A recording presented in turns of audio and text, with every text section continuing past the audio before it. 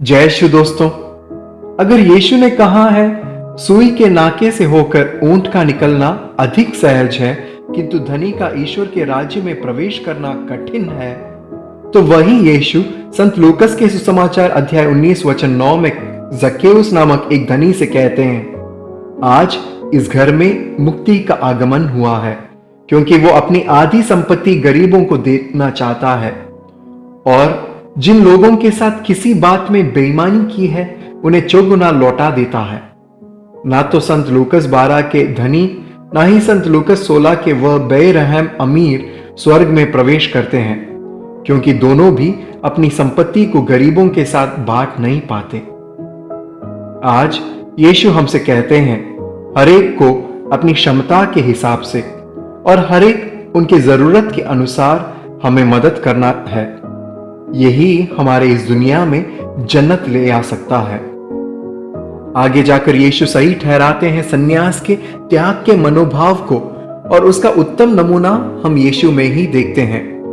पहले ही वे स्वेच्छा से जिंदगी के सारे ऐश और आराम का त्याग करके न रोटी न पैसा न झोला लिए एक भ्रमणशील उपदेशक बन जाते हैं। दूसरा, वे दुनिया और उसमें विख्याति होने के चंगुल से दूर रहते थे, इसलिए उन्होंने उनका अनुसरण करने वाले से कहा, लोमड़ियों की अपनी मांदें हैं और आकाश के पक्षियों के अपने घोंसले, परंतु मानव पुत्र के लिए सिर रखने को भी अपनी जगह नहीं है। तीसरा, वे महानों से दूर रहते थे, इसलिए ही अमीरों, सम्राटों और विद्वानों के पाप के खिलाफ कठोर शब्द का इस्तेमाल करते थे। चौथा, वे अपने दोस्तों के सहानुभूति का भी पात्र नहीं रहे जब वे क्रूस पर मरण दंड भुगत रहे थे। और आखिरकार अपने पिता परमेश्वर से जो बराबरी था वो भी पूरी तरह से त्याग देते हैं जब वे क्रूस पर सोचते हैं, मेरे खुद की कोई शक्ति नहीं है, जो कुछ भी मुझ में है वो दिया गया है परमेश्वर से।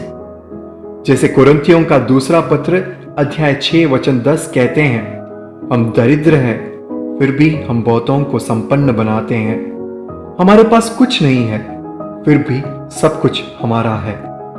शायद अधिकार का आधिपत्य जताने के जो सुप्रीम क्रिया है वो त्याग देना ही है, क्योंकि किसी चीज की पूरी तरह से दिल जमाई करना उसको छोड़ देने से ही होता है और ना कि उसका गुलाम बनकर।